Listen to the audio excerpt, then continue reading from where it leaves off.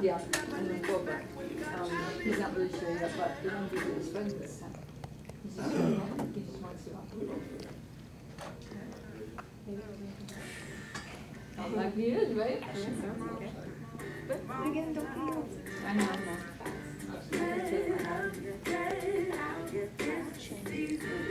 And you remember this guy.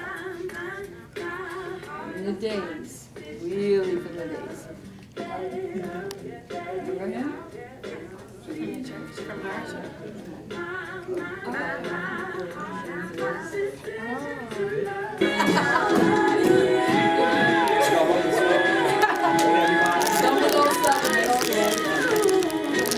Read the stuff sheet. Everybody in the club. Oh, it's great. Oh, great.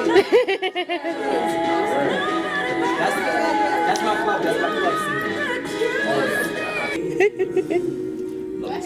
I'm ready for you to sing already. You should go and find No, someone else. You saw that? Give you his word. Nah, look. Anytime. Miss, you forgot about this game?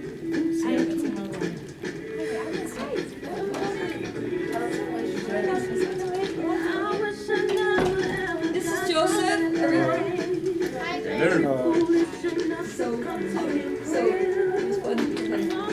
Yeah, we're gonna start now. We're actually starting now. We need to start because that's what I want.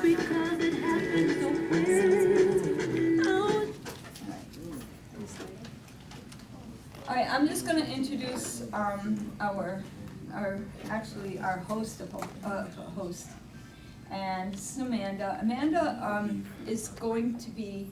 We have a group called xtrememeasure.com. xtrememeasure.com is dealing with teen dating violence, bullying, human trafficking,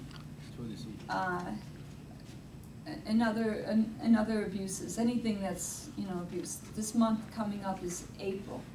And in April, we have Crimes Victims Month. Okay, everything is an awareness.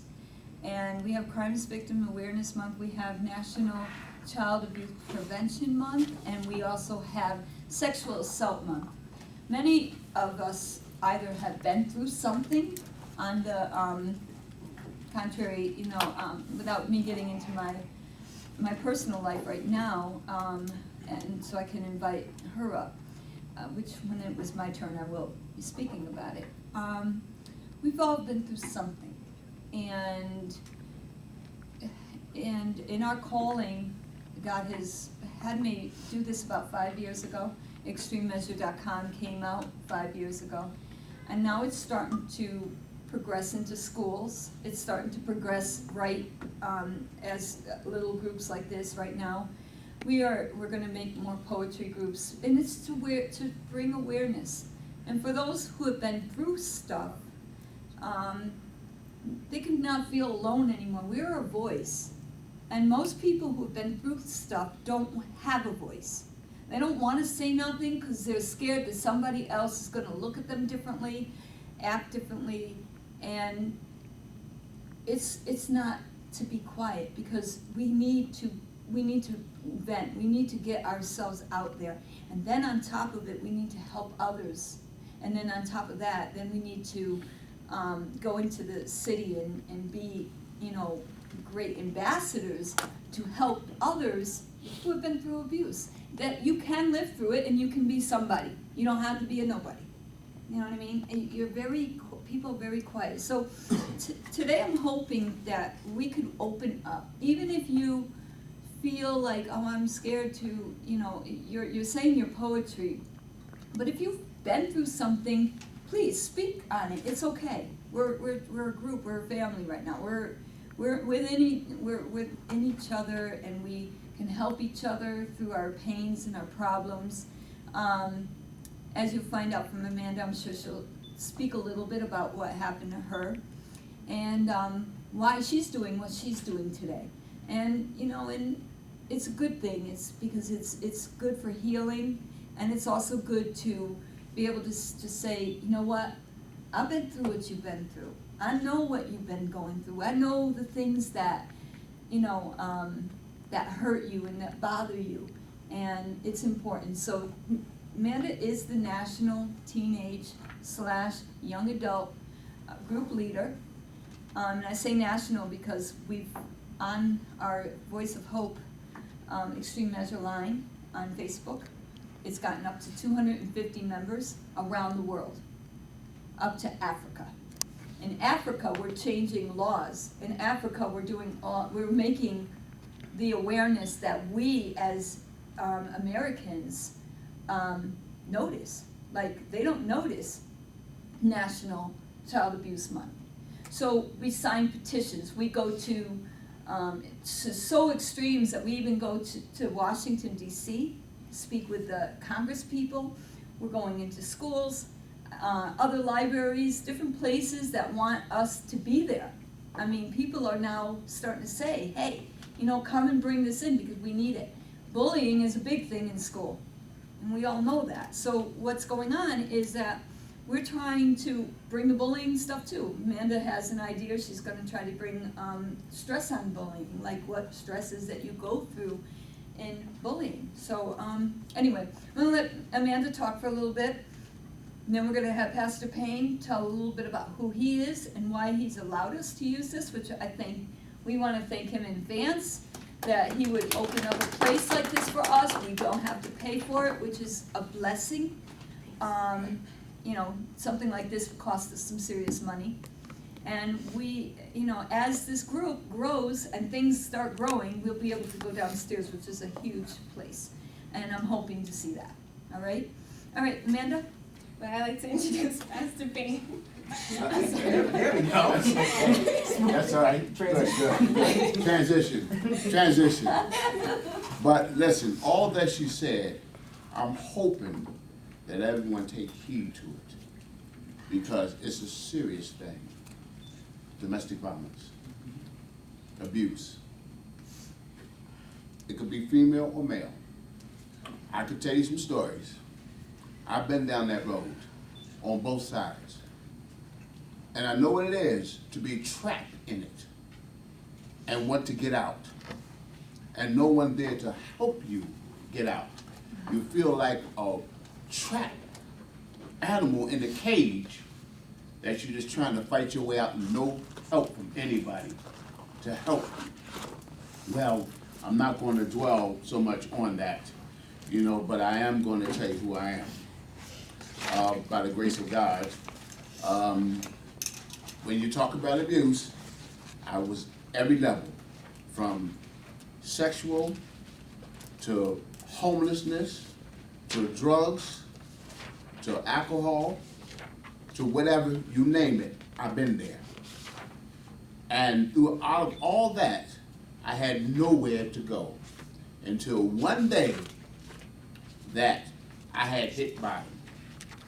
And the bottom had took me to a place that where I don't think nobody wants to be. I was living in the garbage can. And it's real. But because of the help of other people, that sharing what Amanda shared, helped me to be able to come out of that. Now, since all that has happened, for the sake of time, maybe in the future I'll be able to give y'all a whole full testimony on it. And it's powerful. Believe me, it's powerful. Also, I have written a book called Change from Rebellious to Restoration. And babe, next time we come out, give everybody a copy on me. But since that point, now let me tell you what God can do. He takes me out of all that. He makes me, first and foremost, the manager here, through the grace of God. And not only that, he puts me over to be in pastorship, to lead other people to the kingdom of God. Not only that, he also had me in to be a chaplain, where 501c3 based organization, that from the federal government. Now, if God can take a nobody and make somebody out, think what he can do for you. There's no limit that you can't go, but helping others to see the door to get out the mess. And it is a mess, but I'm telling you, if you stick to the purpose and the plan that can help you engage out of anything, you will succeed. No problem is not too great or too far that you can't exit out of, once you realize that you're in it. And please, don't realize to the point that it can become death, because it can happen. I know a lot of people have died in abusive situations because they thought that that's all they know and that's all they want to be in. And it's a false pretense of love and self-control. With that, I'm not going to say too much because I know we have others. But believe me, rest assured, I will be back. Waiting for that testimony. Absolutely. I think we'll have a testimony night. How's that for I'm some? liking that. How is that? Like I like really that. a personal thing. Amanda, I applaud you. One more time, everybody. Really, that took guts. Especially when you've never let even me know, and I'm her spiritual mother. I know a little bit about what has happened to her, but not to that extent. Matter of fact, I know the kids, so you better watch out. You better not come down the same street as me, I'll tell you that. But everybody look at me, they're like, oh. Anyway, and she knows it too. She knows I will knock them out. I have a similar, I'm gonna really try to make this quick, because again, we should have a testimony night. That will be fun, right? Invite everybody over, we'll just listen to stories. I'll have a story night. My life is very similar to Pastor Payne's, Amanda's. I grew up in I was adopted. I grew up in a home where I was abused, like constantly since 2 years old up. I don't even remember like going through a day without some kind of abusive situation. Then I moved, as I got older, I went into relationships. Relationships became serious abuse. Turn around after that, like I said, we'll go into story night one night, but make a long story short, that abuse lasted for very long.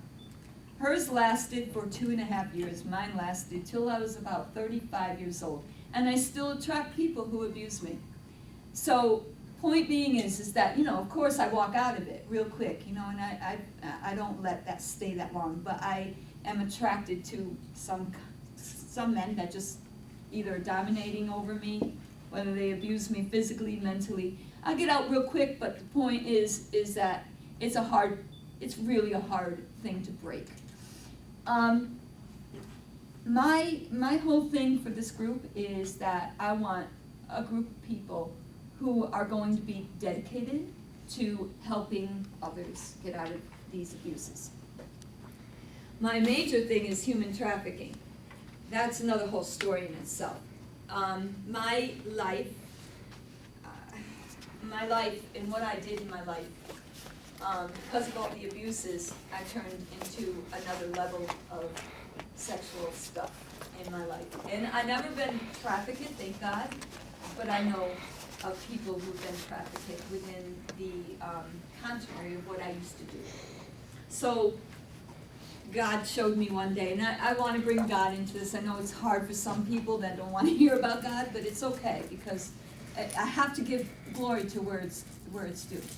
And in this point, God had showed me that, you know, you owe big time, because I've given you so much grace. You owe now, and God has given me the platform to speak, the platform to go into Rikers Island. I'm now in the UN a lot.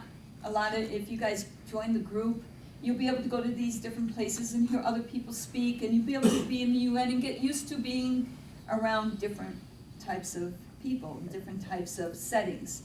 The UN's big on that human trafficking stuff. So these are the kind of things that, you know, you as a group, as people as a group, and if you wanted to be leaders, you can do leaders. Like, she's going to be the national teenage. I'm actually, you know, the CEO of everything. Michelle's gonna be my assistant, and we have public relation over there, Izan. And, I mean, but there's so much to do. There's so many events. There's so much that we can do to spread awareness. And this is one of the ways to do it. It's a poetry event. You get people in, start talking, maybe, just maybe, the amount of people we were expecting today is supposed to be just you guys, so that we can form as a group and make some big things happen. You know, small things. If you have one little small thing, that's all it takes is an idea. An idea, and then you have a whole bunch of people